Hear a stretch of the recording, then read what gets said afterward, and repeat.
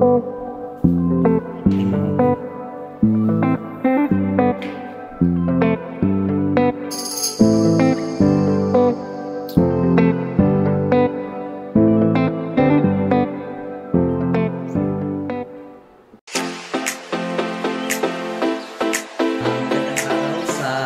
lahat.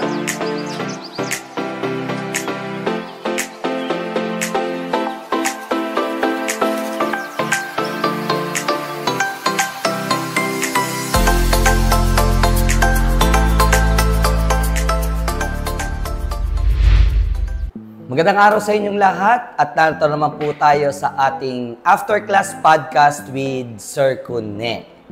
No? At maganda yung pag-uusapan natin ngayon. Pero bago yon, gusto ko muna kayong tanungin. No?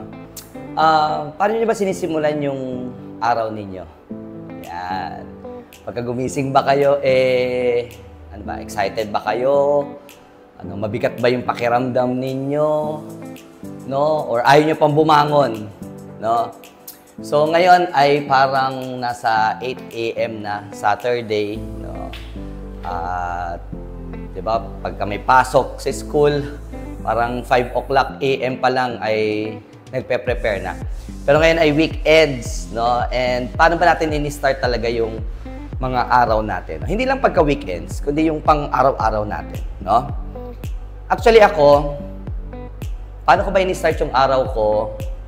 Actually, gabi pa lang, nag-iisip na ako.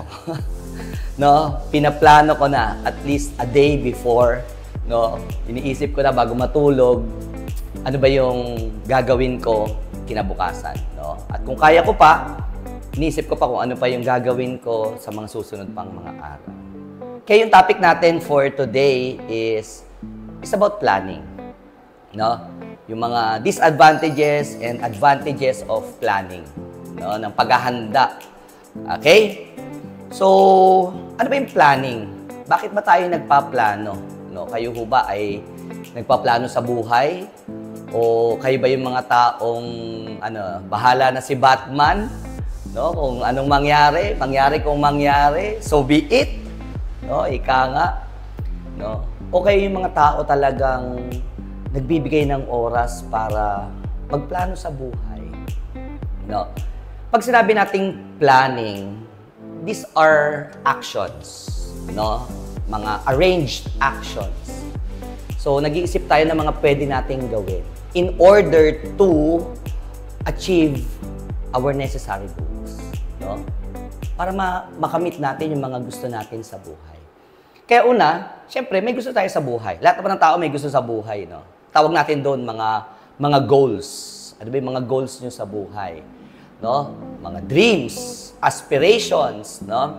Kunyari, gusto mong yumaman. Oh, the question is, ano yung gagawin mo para yumaman ka? You need to plan. Diba? Gusto mong magkaroon ng masayang pamilya. Ano yung gagawin mo? You need to have a plan.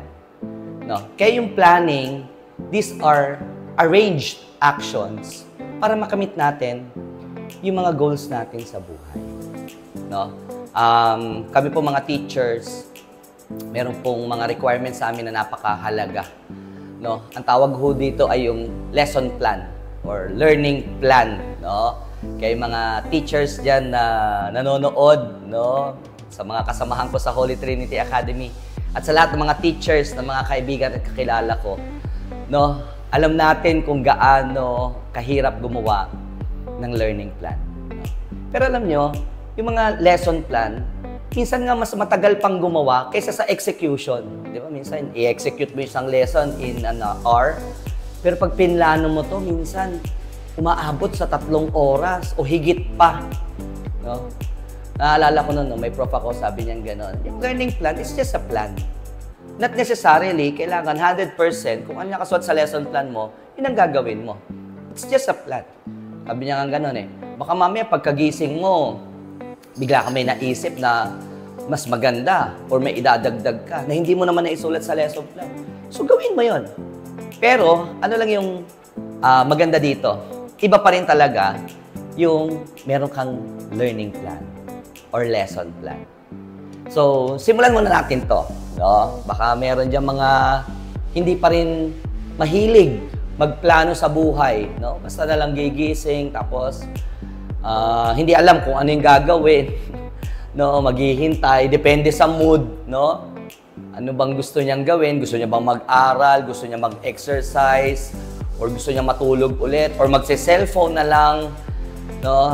So, sana panoorin niyo to, no? At makinig kayo. Okay? So, ano ba yung mga disadvantages? Bakit ayaw nating nagpaplano sa buhay? No? Una, ang pagpaplano po ay nakakatamad. No? Di ba? Siyempre, wala pa namang di ba? Gusto kagad natin, may result eh. Di ba? Pag yung nagpaplano kasi, you need imagination. No? Kaya kung yung mga tao, ikaw ay hindi mahilig mag-imagine, no? Yung dapat tumitingin kang ganyan, no? When you say imagine, it's like vision eh. No? Vision is you are looking in the future. Kaya kung medyo mahina tayo doon, talagang mahirap gumawa ng plano sa buhay. Pero dapat ini-imagine mo na, ito yung gusto kong mangyari. Mangyayari ito eh. Kaya naman to eh. Tapos biglang, paano? Yung iba doon napapagod na. Alam niyo kung ba't kayo napapagod? Ito medyo baka may ma-offend or what, no? Kasi may mga taong hindi sanay mag-isip. No? I'm sorry, di ba? No? Bato-bato sa langit, no? Yung tipo bang mag-iisip pa lang, mag-i-imagine pa lang, napagod na. No? Pangalawa, nakakatamad. Di ba? Parang pag titignan mo pa lang ganyan, siyempre, ito yung first step eh. Kaya nga, in everything that we will do, ang pinakamahirap yung mag-start eh. No? At ang first part kasi dito, is yung mag-iisip ka, magpaplano ka. Tama ba ako? Diba? No? Kaya nga even yung pangarap eh. Yung pangarap ay part ng planning yun eh. Eh kung hindi ka nangangarap, diba? Tinatamad ka na. No? Eh, ano pang mangyayari sa buhay natin? No? And lastly, ito, baka meron din ditong nakaka-relate, no? Kung bakit ayaw nyo nagpaplano or nahirapan kayo magplano. Yung iba ay natatakot. Di ba? Natatakot, ano ba? Ito yung term ko eh, natatakot sumugal. Di ba? No? Dapat mangarap kayo. For example, pag-ibig, di ba? Yung iba ayaw na raw magmahal kasi masasaktan lang sila. Hindi! Actually, masarap magmahal kung paplanuhin mo lang. Kasi pagka nagplano ka, maayos mo eh. Magkakaroon ka ng standards, di ba? Magkakaroon ka ng mga basis, di ba? No? Para malaman mo na kapag nagmahal ako, may guidelines ako. Kasi kung walang ganon at basta umibig ka na lang, eh talaga nakakatakot yun. No? Pero yung iba natatakot kasi paano kung? Yan, mga what if. Di ba? What if kung hindi naman talaga nangyari yun? No? Imagine niyo na lang. Kung hindi mo paplanuhin pero may pangarap ka, malaki yung tendency na hindi mangyari yun. Eh di ba, kaya ka nga nagpaplano. Bakit? Kahit papaano eh. Nagkakaroon ka ng percentage, di ba? No? Probability na baka sakali kapag sinunod ko tong planong ito, makamit ko yung gusto. No? Kaya totoo naman yun, nakakatakot naman talaga. Di ba? Nakaka-frustrate. No? Pero sabi ko nga, paano tayo mananalo kung hindi tayo tataya? No? At para sigurado, planuhin natin para manalo tayo. No? Okay? So, ano yung tatlo? No? Alam ko marami pa, no? Pero ito lang yung gusto ko share. Yung tatlo, nakakapagod, nakakatamad, magplano, at yung iba ay natatakot. No? Pero tingnan naman natin, ano yung advantage kapag nagpaplano tayo sa buhay. No? Lahat tayo may mga goals. May gusto tayong mangyari. No? There are two kinds of goals.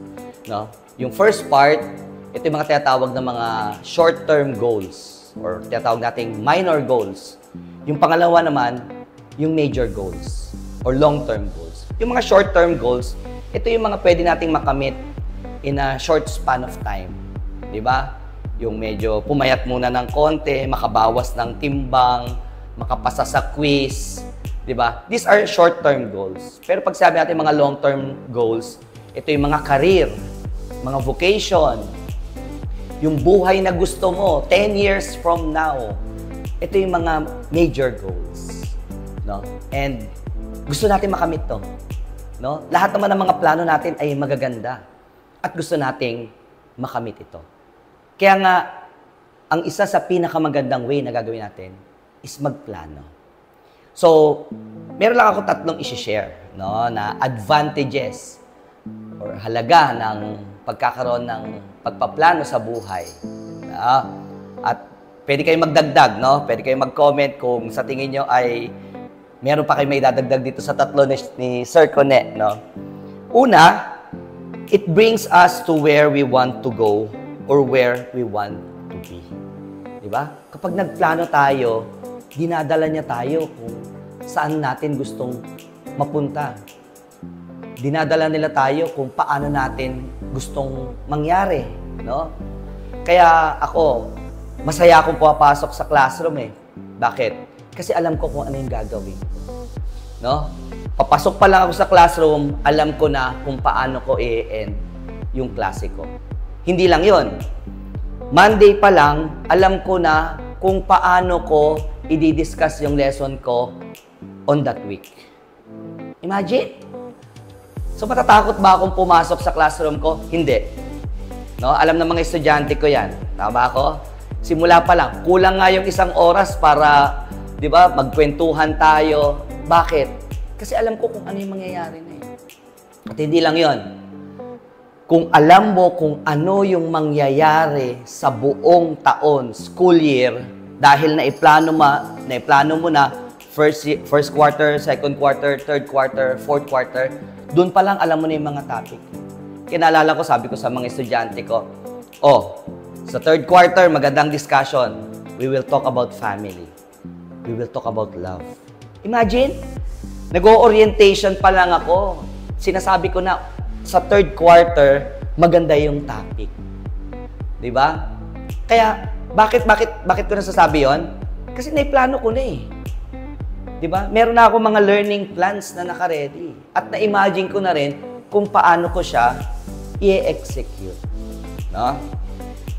Number 2, it makes our life easier later on. No? Bigyan ko kayo ng example. Yung mga nagluluto dito, di ba? Kunyari gusto niyo magluto ng adobo. Ano bang gagawin niyo kapag magluluto ng adobo? Di ba syempre, yung manok na nakalagay sa freezer, kailangan mong i-defrost. Di ba? At gaano katagal bago mag-defrost? Sige nga, dumating ka sa bahay, no? Imagine mo, nagtatrabaho ka, pag uwi mo, gusto mo kumain ng adobo. Pagdating mo, matigas yung karne. Di ba? Anong gagawin mo? Sabagay, kung may microwave kayo, meron doon power defrost. No? Pinutin mo, in the span of 3 minutes, okay na. Paano kung wala? Di ba? Ibabad mo. It takes time pa rin. Pero imagine nyo, kung nakaplano kayo. Di ba? Pagdating, umaga pa lang, bago ka pumasok sa trabaho, yung karne, ilagay mo na kagad doon sa ref. No? Ilipat mo na siya ng lagyanan. At sa maghapon na yon, pagbalik mo, hindi na matigas yung karne. Pwede ka nang magluto. Tama ba? Bakit? Kasi inisip mo na eh. Ngayon, ano yung mangyayari? Mas magiging madali na yung buhay. No? Kaya kunyari, babalikan ko ulit sa mga teacher. Mas madali na ngayon magturo kapag meron kang learning plan. Bakit? Sasabayan mo na lang eh. Gagabayan mo na lang. Meron ka ng meron ka ng guide. No? No? It makes our life easier later on. No? Kaya magplano tayo. Pero lastly, ito yung pinakamaganda. No? Kung bakit nagpaplano tayo sa buhay. No? Sabi ko dito, it makes us excited. Di ba na-excite tayo? No? Ngayon pa lang, kahit yung pinaplano natin ay mangyayari siya in a week, ngayon pa lang na-excite na tayo. No? Kapag ako po ay nai-invite na maging facilitator ng mga retreats, recollections, minsan hindi naman ibibigay sa'yo kinabukasan, magbibigay ka na to. No. Minsan ini-invite ako a month, 2 weeks before the activity. Diba? Ito po yung topic, mga ganyan. Alam nyo, kapag gumagawa ako ng itotok ko, no? Doon pa lang nag-e-enjoy na ako, no? Tapos parang sabi kong ganyan, hindi na ako makapaghintay. Sana, nakuha niyo yun. Di ba? Ang sarap ng feeling na hindi ka magdadasal na sana wag umati. Hindi eh. Yung parang, okay lang. No? Meron kang ina-anticipate. Ang sarap ng gano'n, no? Meron kang ina-anticipate na may magandang mangyayari sa buhay mo. No? At lalo na, ito palagi ko pong paalala, baka may nanonood ng mga teachers po dito. No? Mga students, pwede nyo rin paalalahan mga teachers ninyo. Sa akin, ito lang. Kung sa paggagawa nyo ng learning plan, hindi na kayo na-excite, anong i-expect ninyo? No? Kaya nga dapat sa learning plan pa lang, nung binabasa mo, na-excite ka na eh. Ay, ang ganda nito. Ay, maganda to, no? Dito, yung mga estudyante, maraming magtatanong dito. Yung mga estudyante, makaka-relate dito. Di ba? Hindi mo pa ina-execute, nai-imagine mo na ano yung magiging itsura ng klase mo. Itong part na to, magugustuhan nila ito. Di ba? Pwede mo nga rin sabihin, ito medyo touchy tong part na to. Baka may makarelate dito. So, nai-imagine mo na. Kaya ano yung nangyayari? Na-excite ka na kaagad. Kasi sa plano pa lang, nakikita mo na. No? Kaya, sana sa podcast na ito, no, sana makatulong ito. No? At sana, magplano tayo sa buhay. No? At meron ngang kasabihan, no? Ito, gusto ko tong kasabihan na to. If you fail to plan, you plan to fail. So, magandang umaga sa inyong lahat. Excuse me. Spend natin yung araw natin ngayon. No? Ngayon ay maaga pa lang. Saturday ngayon, may bukas pa. At pinlano ko na kung paano ko i-spend yung weekends ko. Alam ko na, gagawa ko ng podcast, maglalaba ako, gagawa ko ng learning plan, manonood ako ng Netflix, ano pa ba, pagpayagan ako ng asawa ko, magra-ride ako. So, ngayon pa lang nakaplano na. At sana lahat ng mga napinlano ko ay matupad. So, maraming salamat sa inyong lahat. At magkita ulit tayo sa susunod na After Class Podcast with Sir Cune. Alam mo.